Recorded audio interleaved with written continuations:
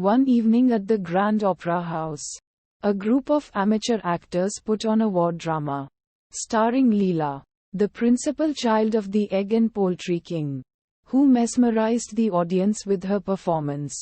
However, Leela's newfound passion for acting led her to pursue a career in the theatre, leaving her family to support her dreams. Armed with a diploma from a dramatic art school, she ventured to New York to seek stardom but faced countless struggles in a sea of aspiring actresses. Undeterred, she joined a No. 4 company, taking on minor roles and facing the harsh realities of life on the road.